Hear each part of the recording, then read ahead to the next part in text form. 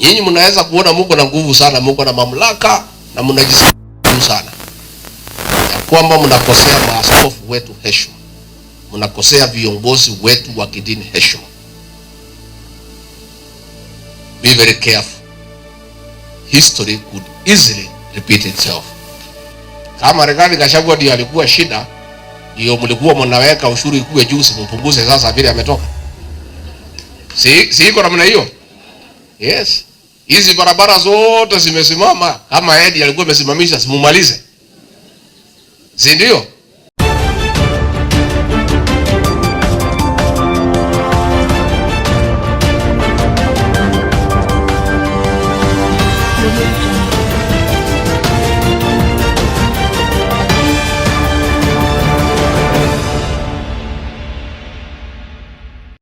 Yes, during a church service on Sunday, Gachagua fired salvos to William Ruto.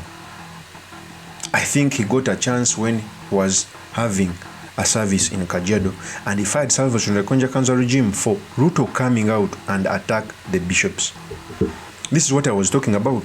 In politics, when you find an entity that is fighting in the same cause with you, must give it support. That's the art of Raila Amolo Odinga. And when the bishops called out Ruto, it was incumbent upon the opposition, Raila Amolo Odinga and Kalonzo had already did, to come out and also buttress their support. And yesterday, ladies and gentlemen, Gachagua came out to caution Ruto to stop attacking the church. When Ruto attacked the church, we saw every government spokesperson, every government entity communicating to Kenya. It shows you how powerful the church is, not only in Kenya, but in very many countries. So by Gachagua coming out to attack Ruto, it shows that he's now getting political boldness, and this is what he's supposed to do. Because the church cannot be suffocated, because the church, among very many entities, holds leaders accountable, because very many leaders, even with hard hearts, they fear they fear religious leaders and cultural institutions. So in this episode, I've come to talk about Gachagua's comment on William Ruto, what it means for our politics, and most importantly, the study materials we can learn from the politics of our nation. But before I do this, I want to let you know that if you're new to this channel, please subscribe. If geopolitics and economics is what you want, this will be definitely the right channel for you to subscribe to. So after the Embu incident, where Gachagua was denied a right to speak, I think it was a scheme when Governor Mbari never introduced Gachagua, even deputy never introduced the former deputy president. Yet in protocol, at least, Gachagua would have spoken after Cecily Mbarire. But it was a scheme done by Cecily Mbarire, even arranging seats to put him away, okay, from where the VIPs sat. Today, when Gachagua was holding a Sunday mass in Kajiado, he called out William Ruto for disrespecting the church. We all know that the church was an entity that supported William Ruto. It galvanized support. He used the podium to further his agenda, to an extent that even Raila Amolo Odinga and Uhuru Kenyatta castigated cultural church leaders. Now is the same person who attacked the cultural leaders. And today, Gachagua decided to attack him. This is what Gachagua should do. Whenever someone, if you leave the battle to only the church leaders, they might freak out. They are not used to a lot of politics, but they can sway the votes. So you must come and buttress their support. It seems that the church is siding with Gachagua, like it or not. One, because his wife is a bishop. Leave alone Mama Rachel. Rachel is an intercessor. It doesn't have a factor in the Catholic Church or in churches. A bishop can have a factor, can influence the church. It's the same reason as to why Ruto galvanized on Gachagua's wife to win the vote. That's why he felt bad when he was being chased on poor allegations. So today, Gachagua came out and cautioned Ruto to leave the Catholic Church, because the Catholic Church is strong. In very many countries, Catholic Church have brought revolutions. Catholic Church have changed government.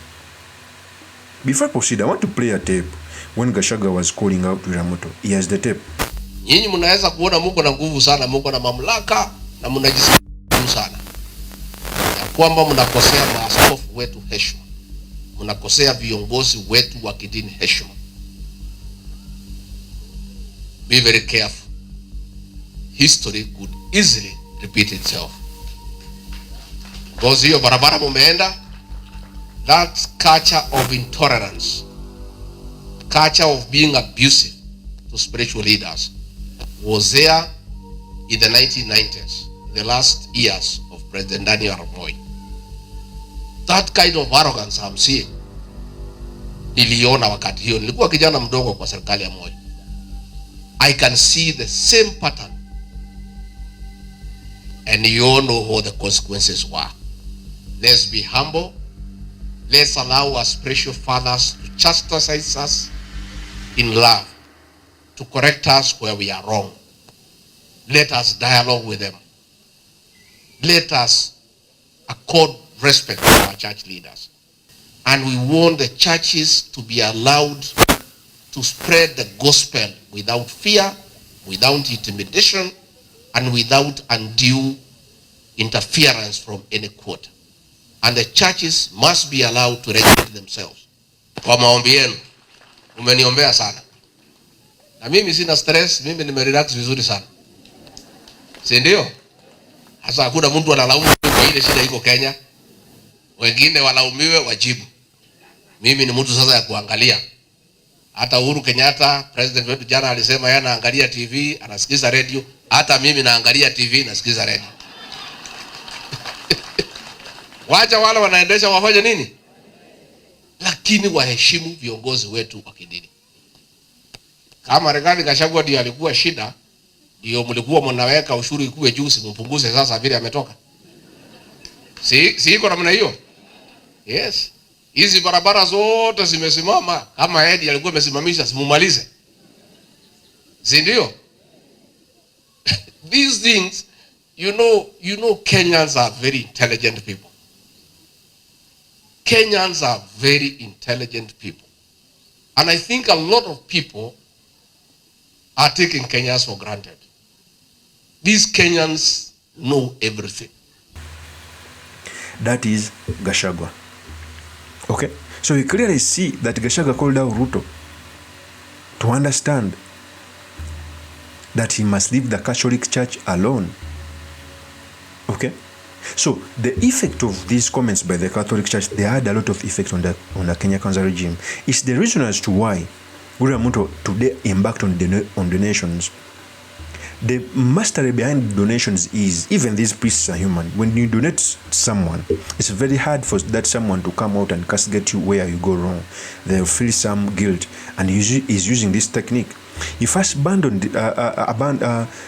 refused to do harambes in church, but today in Nairobi, he donated 5 million. In Kirinyaga, he sent Kindiki to donate, I think, 3 million or so. Yet he refused to donate. So you clearly see he's getting back his old game of donating to these priests. Whenever you donate to someone, you conflict him. In economics, we call it reciprocal altruism. You give someone a favor so that in future you may also go and ask a favor from him. So he's making these tactics come back. Before I proceed, I want to also play your tape when Kindiki was donating money from William Ruto. Here's the tape. Kwa hivyo sisi ile tuko nayo ni kutoa nini? Sadaka. Wengine wametoa, na hata mimi nikubaliwe nitoe nini? Ya kujenga headquarters. Mambo ya harambee tungojee sheria ile itatengeneza ya kutusaidia. Sisi kama tumeelewana. Na washukuru wote ambao wametoa sadaka. Mimi nimetumwa na sadaka ya rais ya shilingi milioni 5.